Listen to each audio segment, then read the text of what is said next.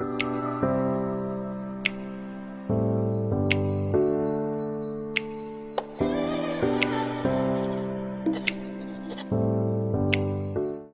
bien, hermanos, continuaremos con nuestro estudio sobre la familia. Retomaremos el tema que hemos dejado por algunas semanas, pero particularmente nos enfocaremos hoy en lo que Dios nos enseña en su palabra acerca del patrón o el rol, el papel de la mujer dentro del hogar. Así que vamos a abrir nuestras Biblias al capítulo 5 de Efesios, que ha servido como base de nuestra meditación durante algunas semanas.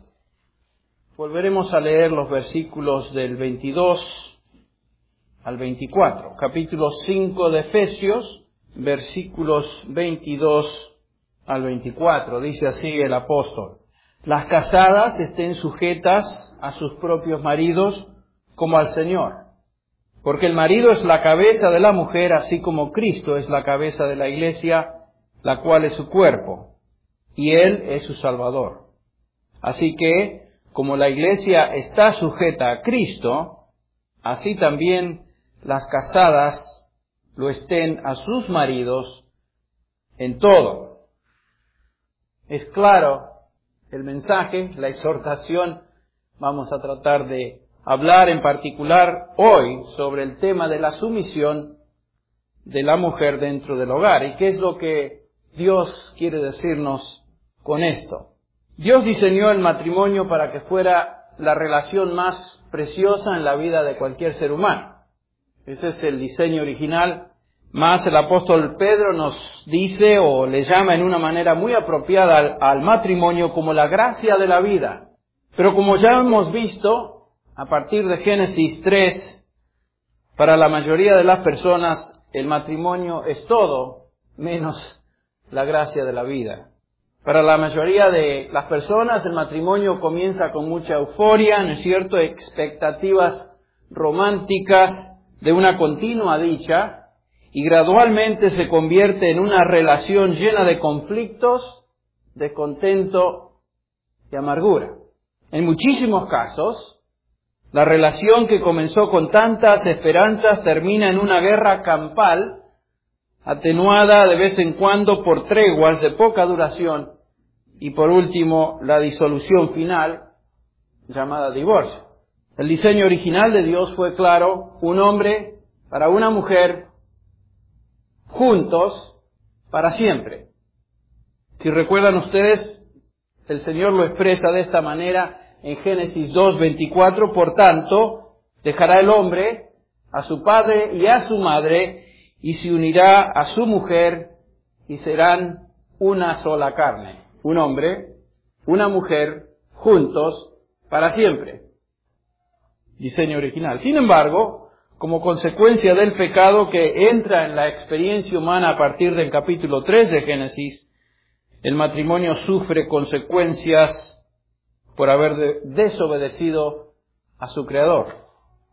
3 consecuencias obvias se nos mencionan en la Escritura. La primera es la maldición de Dios. Como consecuencia del pecado, Dios maldice al hombre, a la mujer, a la tierra, pero particularmente la maldición afecta a la relación matrimonial. En Génesis 3:16 dice: a la mujer dijo el Señor, en gran manera multiplicaré tu dolor en el parto, con dolor darás a luz los hijos, y con todo tu deseo será para con tu marido, y él tendrá dominio sobre ti. Ya explicamos eso. La maldición de Dios sobre el hombre fue el resultado directo de la mujer. Vimos que la maldición tuvo un impacto directo sobre el matrimonio. Sobre la mujer ya lo explicamos. Dice acá que tu deseo será para con tu marido, y eso no tiene que ver con un deseo físico, un deseo romántico especial, sino que tiene que ver con un deseo de querer controlar y dominar a su marido. Eso ya lo vimos. La tendencia de toda mujer a partir de la caída es de querer controlar al hombre y no someterse a su autoridad, de actuar independientemente de su esposo. Esa es la tendencia normal. En el esposo la maldición se expresa de esta manera. La maldición se manifiesta tratando de controlar a su mujer. Dice: y él, hablando de Adán, tendrá dominio sobre ti. La idea de dominio es querer aplastar, querer doblegar a su mujer. Desde ese momento en adelante, la lucha de los sexos es obvia hasta el día de hoy. En segundo lugar, no solamente la maldición es algo que milita en contra del matrimonio, sino que Satanás mismo está en contra de esta relación. Como si fuera poco, Satanás sostiene un ataque constante sobre el matrimonio porque justamente quiere destruir aquello que Dios ha establecido. Y ya en Génesis lo vimos, en el capítulo 4 comienza la poligamia, podemos notar que por primera vez se introduce en el capítulo 9, se introduce la pornografía, en el capítulo 16 de Génesis encontramos el adulterio, en el capítulo 19 habla de la homosexualidad, en el capítulo 34 de Génesis, matrimonios desiguales, y en el capítulo 38 ya observamos un caso de incesto y también prostitución. Satanás se encargó de tratar de cambiar, distorsionar y destruir el matrimonio por medio de estos abusos. No solamente tenemos la maldición en contra del matrimonio, el hecho de que Satanás está en contra del matrimonio, sino que también tenemos que la carne está en contra del matrimonio. ¿Qué queremos decir con eso? Tenemos cuando dos individuos se casan, tenemos a dos pecadores en la carne con deseos carnales de hacer su voluntad. Por naturaleza, tanto el hombre como la mujer tienden a hacer las cosas a su manera, ¿no es cierto? Sin ser sensibles a las necesidades del otro.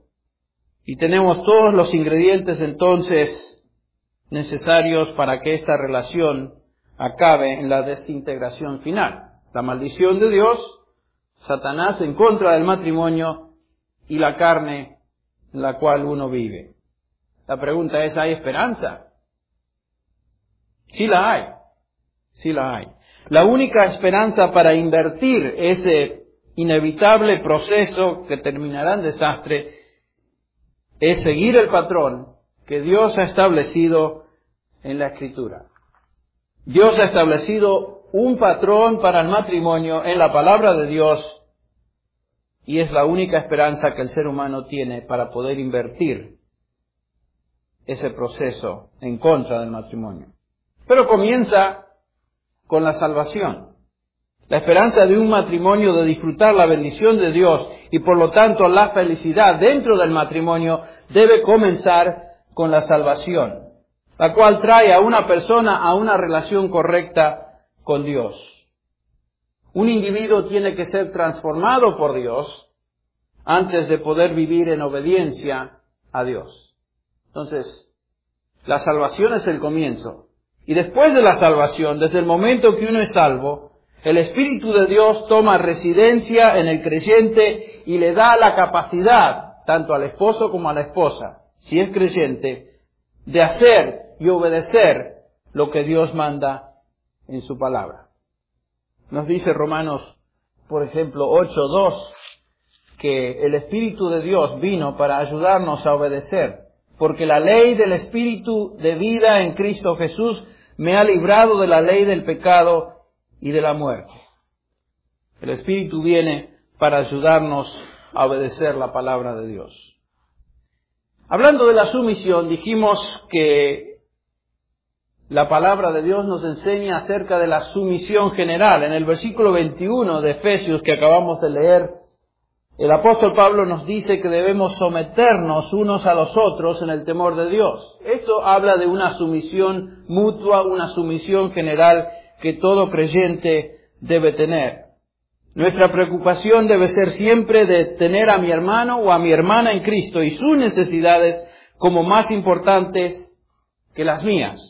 En Filipenses Pablo expresa este concepto de la siguiente manera: nada hagáis por egoísmo o por vanagloria, sino que con actitud humilde cada uno de vosotros considere al otro como más importante que a sí mismo. Y en el versículo 4 del capítulo 2 nos dice, no buscando cada uno sus propios intereses, sino más bien los intereses de los demás. Este pasaje nos habla de una actitud general de sumisión unos para con otros. Pero en el versículo 22, Pablo comienza ahora a dirigirse en particular a las esposas, a las casadas. Y nos dice, las casadas estén sujetas a sus propios maridos. La mujer casada, cristiana, debe someterse en particular a su marido. Vivimos en una época donde el solo mencionar sometimiento al marido ya hace que a algunos se les pare el pelo. Porque, como dicen en inglés, no es políticamente correcto, ¿verdad?, pensar de esa manera. Sin embargo, la Biblia es muy clara en cuanto a esto. Nos dice que la mujer se someta a su marido, no a todo hombre, sino que se somete a su marido, específicamente a su esposo. Qué interesante que él pertenece a ella y sin embargo ella debe someterse a él. En un pasaje paralelo de Colosenses 3:18 nos dice el apóstol Pablo, mujeres, en este pasaje y en este versículo en particular, Pablo agrega las palabras como conviene al Señor, en el Señor. El apóstol, inspirado por el Espíritu Santo, dice que la sumisión de una esposa a su esposo conviene. Es apropiado. Es algo que el Señor aprueba y bendice.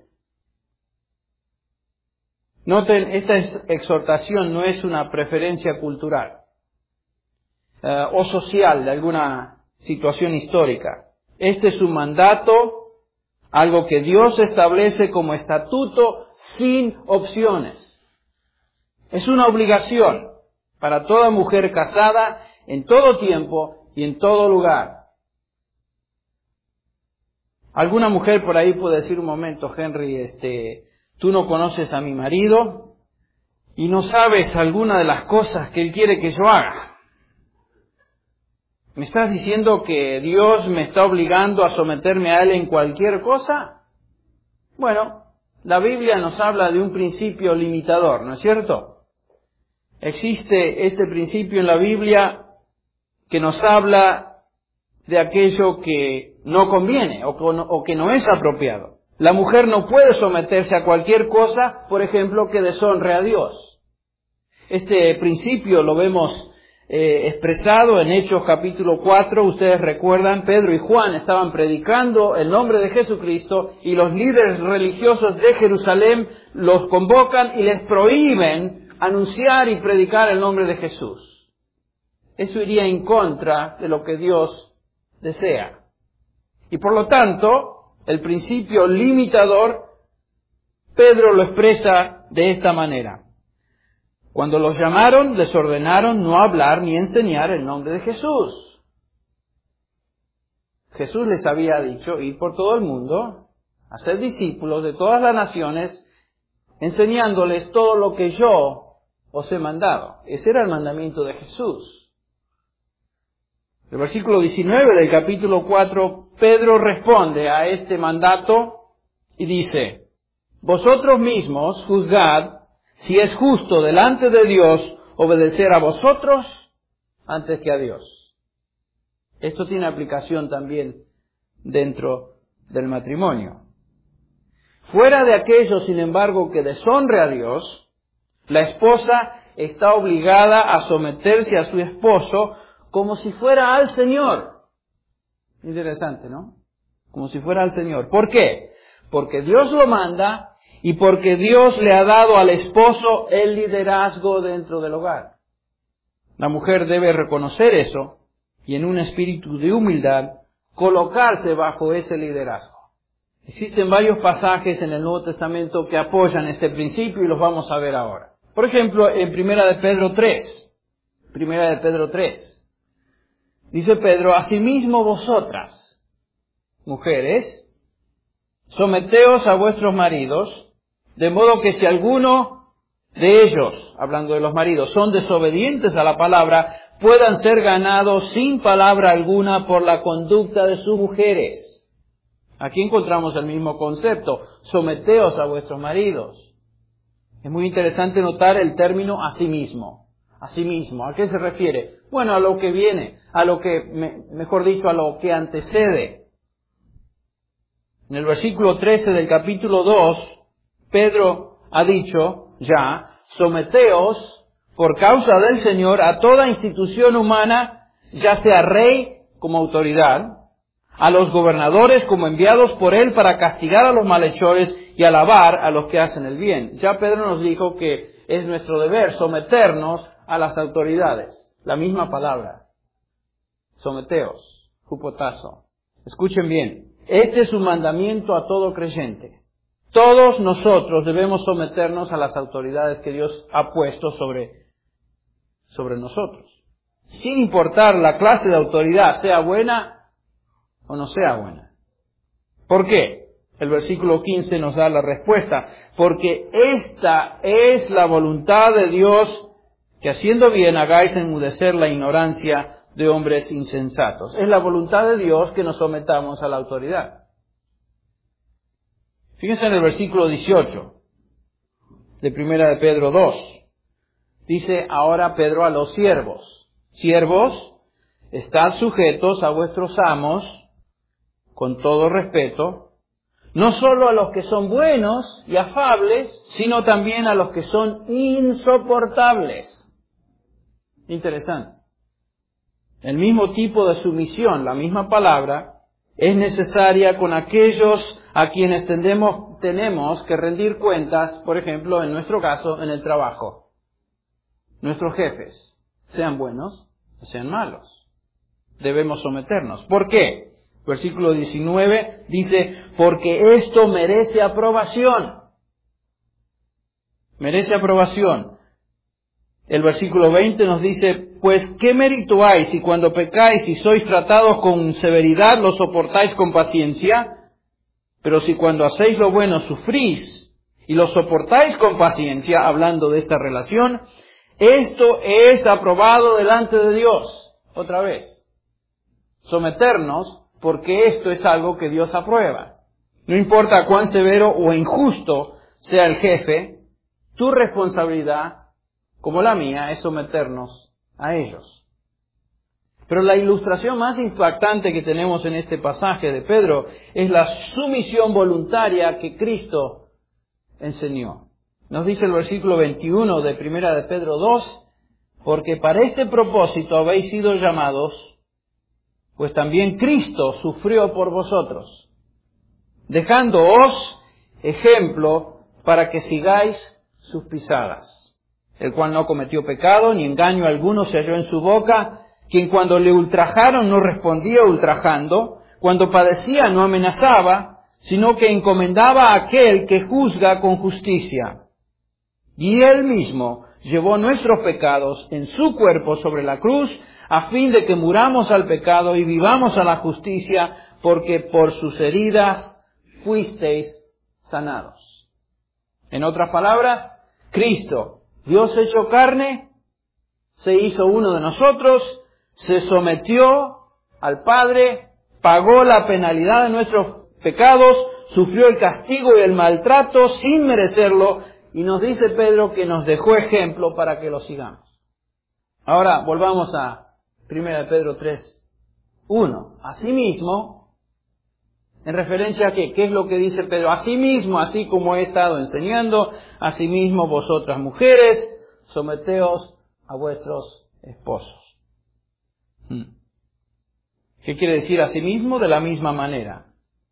Así como alguien se somete a la autoridad del gobierno, como un esclavo se somete a su amo, como un empleado a su jefe, a pesar de las injusticias, así como Cristo se sometió y sufrió, ustedes, mujeres, sométanse a sus maridos, es lo que dice Pedro. La implicación es obvia, ¿no es cierto? No importa qué clase de marido tengas.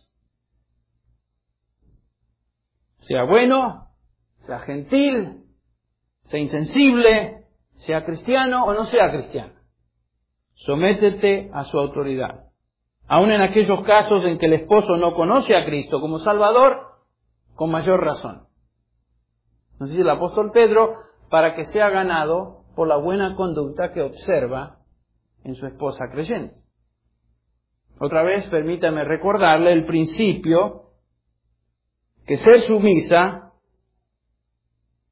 se aplica en aquello que va de acuerdo a la palabra de Dios.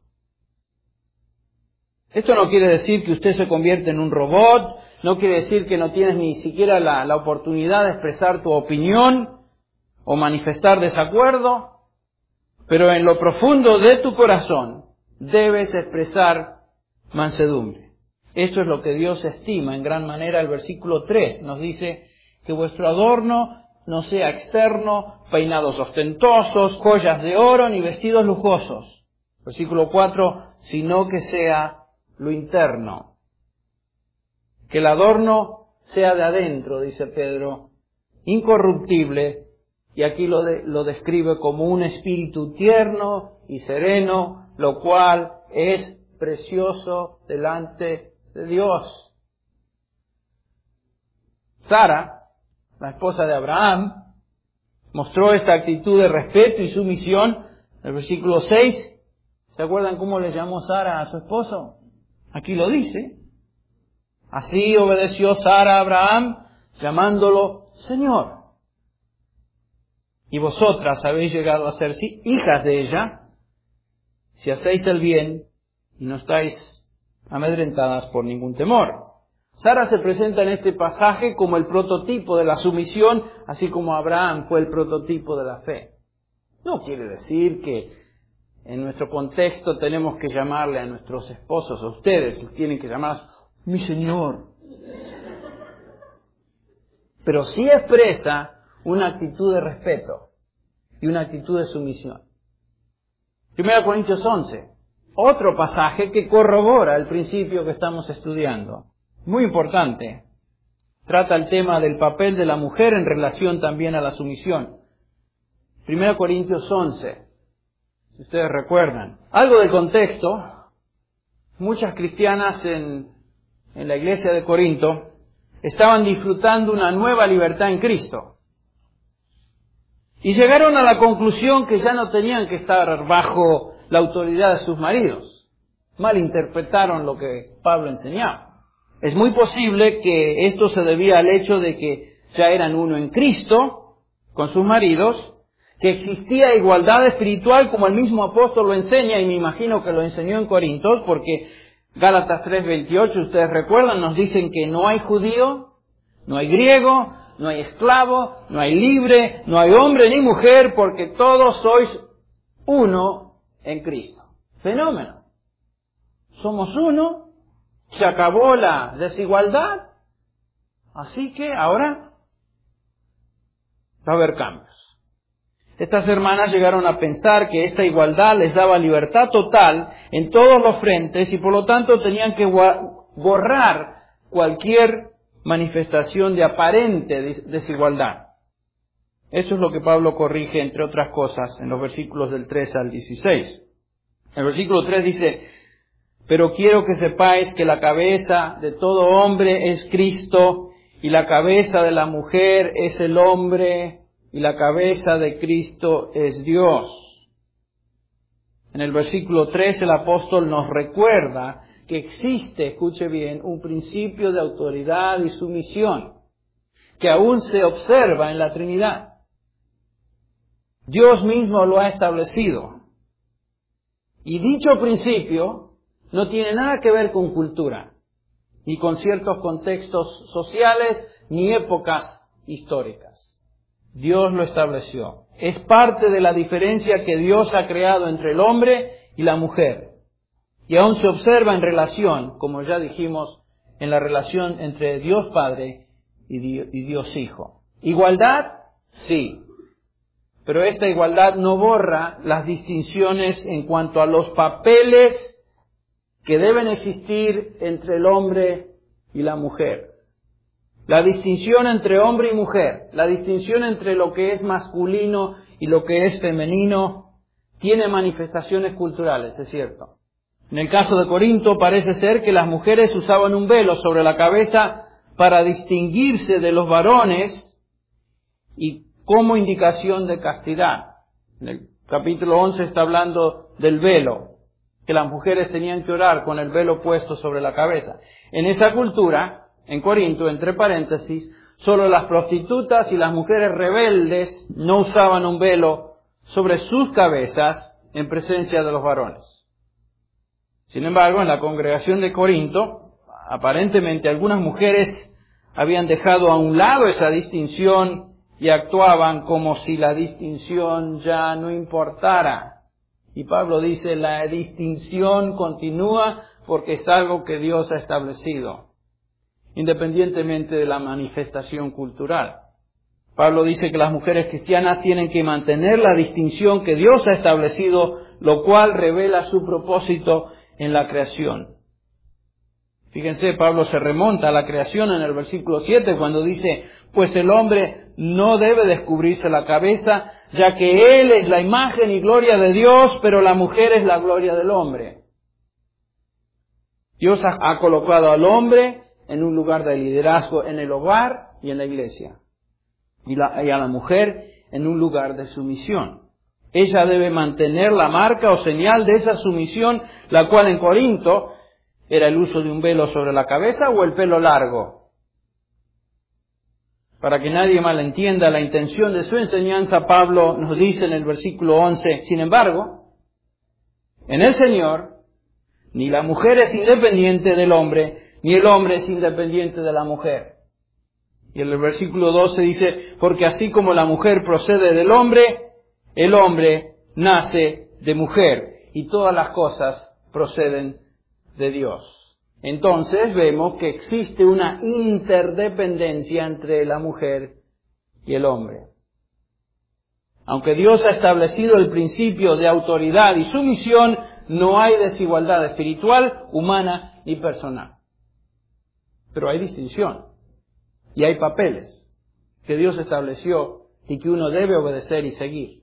En Tito 2, otro pasaje, Tito 2, en este capítulo encontramos en los versículos del 3 al 5, por ejemplo, instrucción sobre el tema que estamos tratando. Tito 2, versículo 3 dice, asimismo, las ancianas deben ser reverentes en su conducta, no calumniadoras ni esclavas de mucho vino, que enseñen lo bueno. Las mujeres mayores dentro de la iglesia tienen una función de enseñar lo bueno.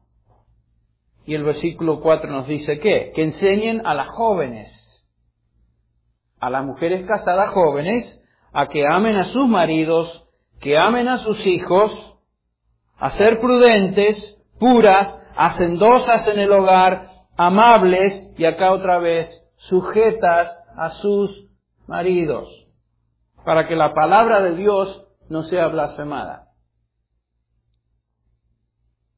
Dice ahí, en primer lugar, enséñenle a que amen a sus maridos. Obviamente no es un concepto romántico de las películas, ¿no es cierto?, que estamos acostumbrados a ver, sino acá nos habla de un sentido de devoción y sacrificio, como la que ha sido llamada a vivir bajo su liderazgo y protección, sujeta a su marido. ¿Por qué? ¿Qué es lo que está en juego? Escuche bien, ¿qué es lo que está en juego si una mujer no se somete a su marido? ¿Qué es lo que está en juego si la mujer se rebela o quiere ser independiente y hacer las cosas a su manera y le vale cualquier cosa lo que diga el esposo? Dice acá, para que la palabra de Dios no sea blasfemada. O sea, no es cualquier cosa lo que está diciendo Pablo. Expresa rebelión, sea como sea su manifestación, y estás blasfemando a la palabra de Dios. Hermana cristiana que me escuchas, Dios manda a que usted siga el diseño, el patrón que Dios ha establecido para la mujer en el hogar, para su propio gozo, para su propio bienestar, para recibir la bendición de Dios y traer gloria a su nombre. La sumisión trae gloria al nombre de Dios. Mucho está en juego cuando la mujer busca su independencia en el hogar. Arruina el matrimonio, si es cristiana, arruina su testimonio y hace que la palabra de Dios sea menospreciada. Muchas mujeres abandonan la familia y sus responsabilidades para con sus hijos pequeños, yéndose, por ejemplo, a trabajar cuando todavía sus chicos necesitan su presencia en el hogar. Tristemente, estas esposas y madres abandonan el cuidado de sus niños y contribuyen, escuche bien, a un problema social que en Estados Unidos ha alcanzado proporciones epidémicas. ¿A qué me refiero? Me refiero al surgimiento de una generación de jóvenes rebeldes, delincuentes, sin ningún respeto a lo que es justo, moral, sin ningún temor de lo que es autoridad, de lo que es Dios. Esta nueva generación está creciendo sin control y los resultados esperados en pocos años son absolutamente desastrosos. Son aterradores. Cuando esto sucede, estamos blasfemando la palabra de Dios. Cuando alteramos el orden que Dios ha establecido, todo es afectado. De eso habla Tito 2. 1 Corintios 7. 1 Corintios 7 dice, casi al final del pasaje, habla de los solteros, particularmente las solteras. El ser soltero no es una maldición, puede ser una tremenda bendición.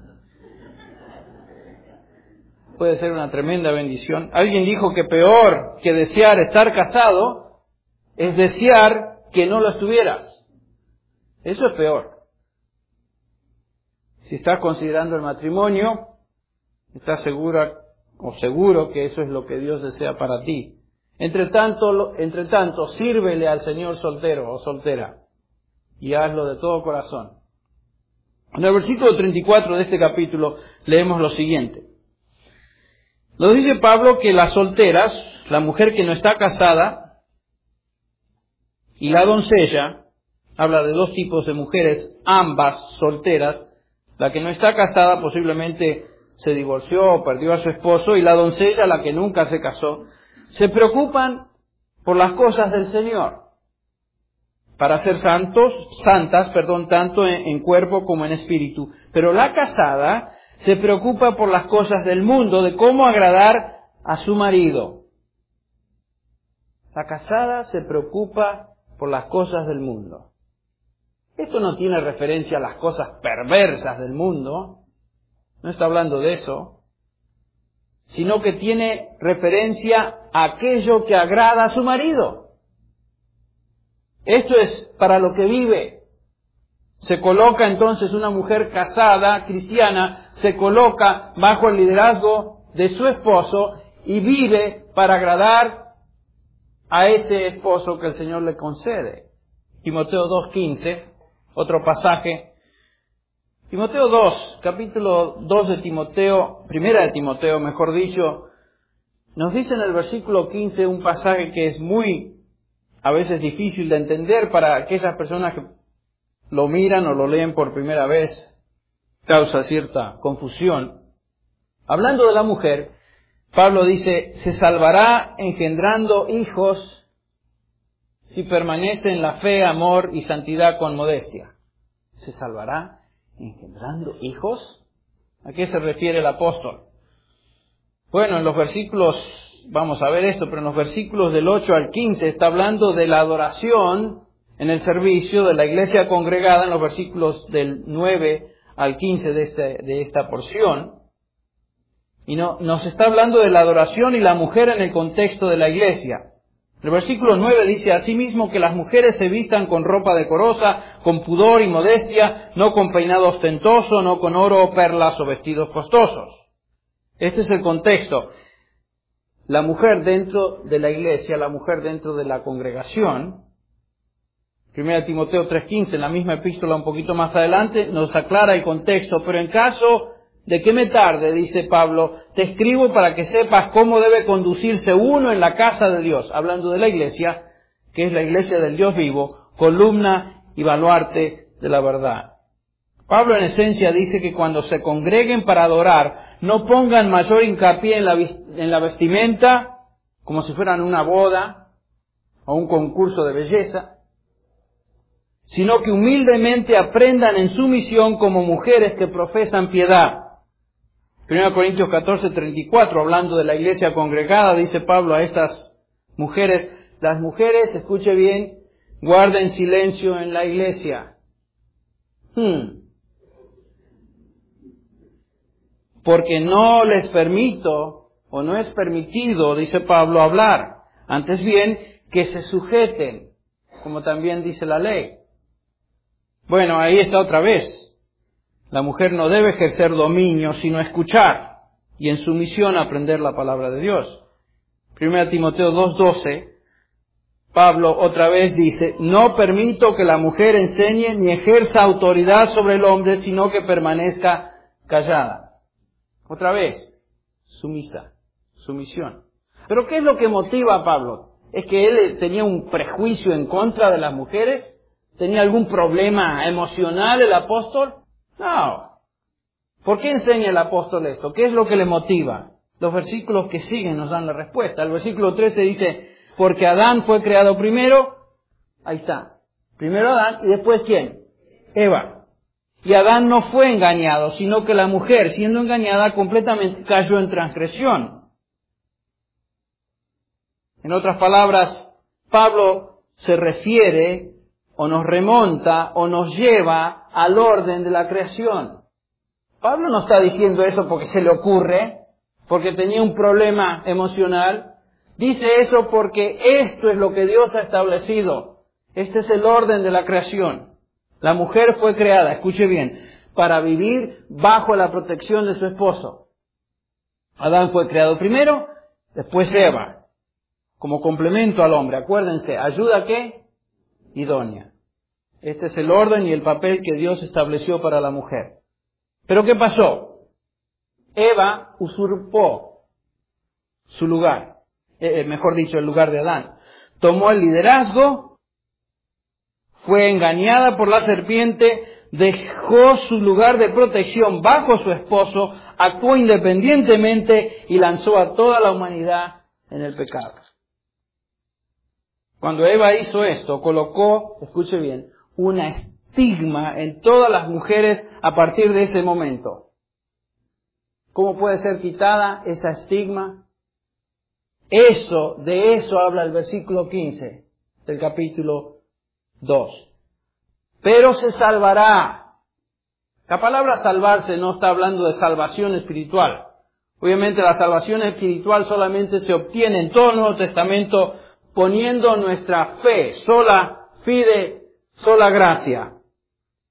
Todo el Nuevo Testamento, Romanos capítulo 3, por ejemplo, versículo 21 nos dice, porque aparte de la ley se ha manifestado la justicia de Dios testificada por la ley y los profetas. La justicia de Dios por medio de la fe en Jesucristo para todos los que creen en Él, sea hombre o mujer.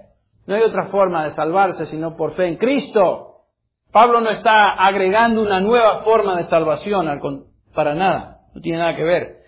Se salvará, y esta palabra puede ser traducida rescatar o preservar, será rescatada del estigma, es lo que está diciendo Pablo, criando una generación piadosa de hijos que amen a Dios, siguiendo el ejemplo de su madre. Este es realmente un maravilloso llamado. La vocación principal de Dios para las mujeres casadas es el cuidado de sus familias, amando a sus maridos en sumisión y criando hijos piadosos. Muchas mujeres decidieron no tener hijos cuando eran jóvenes porque querían seguir una carrera y hoy se encuentran con una carrera, tal vez con un buen trabajo, pero también con un sentido profundo de insatisfacción. ¿Saben por qué? Porque perdieron el propósito primordial de su vida, criar una familia. Y no podrán hacer eso, que eso regrese. Algunas de estas mujeres quieren ahora tener un hijo como si fuera un logro más en sus vidas. Su concepto de lo que es ser madre es puramente lograr alcanzar una meta más. Estaba leyendo esta semana un testimonio de una de estas mujeres donde dice, he comprado la casa, he tenido varios automóviles, he salido de vacaciones, tengo una carrera, ahora todo lo que necesito es un par de hijos. Esta mujer, como muchas otras, piensa que tener hijos es un medio de satisfacción personal. Pero están equivocadas.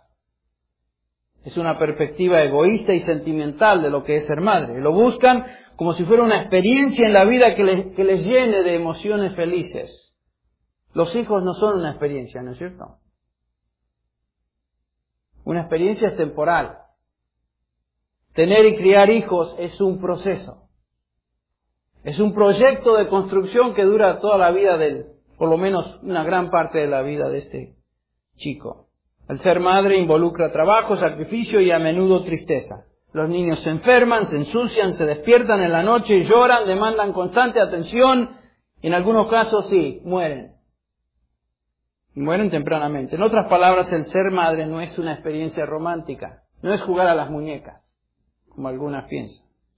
Sin duda la maternidad tiene su lado tierno, su lado lindo, dulce y por supuesto es muy preciado.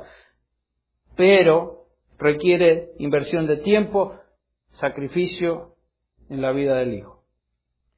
La maternidad en la Biblia nunca se presenta como algo egoísta, sino que siempre tiene el enfoque en la persona adulta, en ese hijo años más tarde. No tiene nada que ver con las necesidades y metas personales de la madre. El enfoque principal es en el futuro, el producto final. Un adulto quien va a vivir una vida que trae honra y gloria a Dios. Eso es ser madre en la Biblia.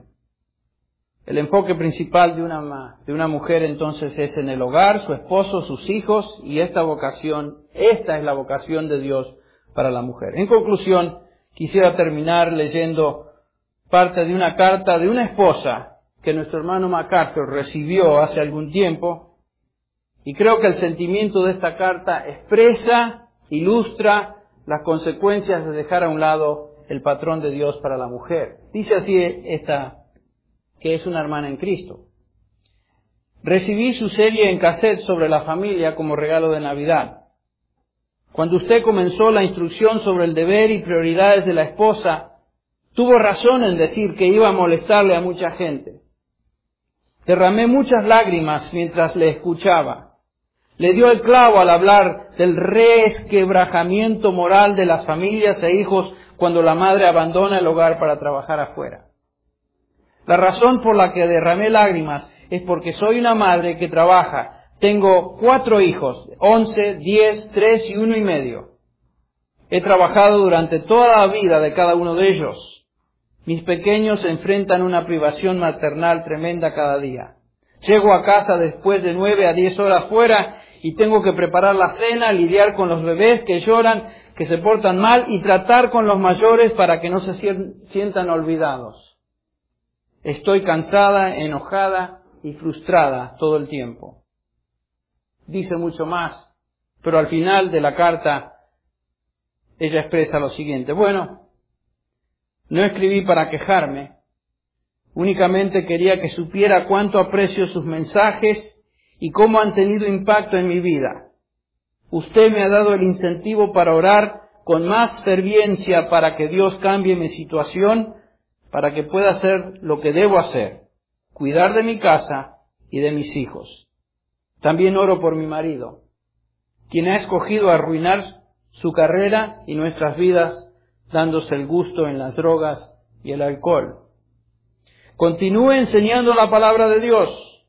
No importa si hay narices que se desfiguren con el golpe.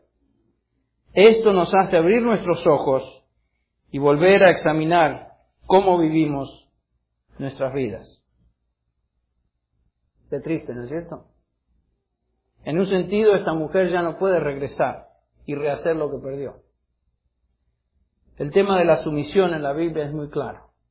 Dios estableció un patrón para la mujer y el hombre dentro de la relación matrimonial y dentro del hogar que no se puede violar sin recibir consecuencias.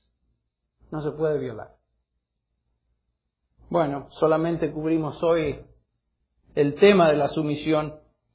La próxima vez juntos estaremos estudiando la manera de la sumisión, el motivo, el modelo de la sumisión y también la magnitud. Vamos a orar juntos. Padre, te damos gracias porque tu palabra es clara, aunque nos duele a veces escucharla. Tú nos has dado un plan para el matrimonio y la familia. Si lo seguimos, tú prometes bendición.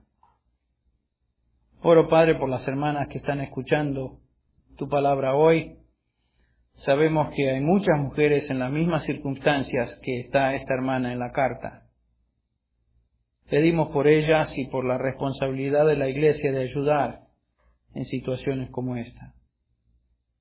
Señor, también pedimos por aquellos que están contemplando casarse o son parejas jóvenes, ayúdales a tomar decisiones correctas. En casos donde ya se han equivocado, ayuda a que corrijan sus caminos y encuentren en ti el perdón y restauración que tú prometes, Señor. Nuestro deseo es que tu nombre y tu palabra sean honrados en el hogar para levantar una generación de hijos tuyos que te amen y te honren. Continúa guiándonos conforme a nosotros consideramos estas cosas. Señor, pedimos todo esto en el nombre del Señor Jesús. Amén.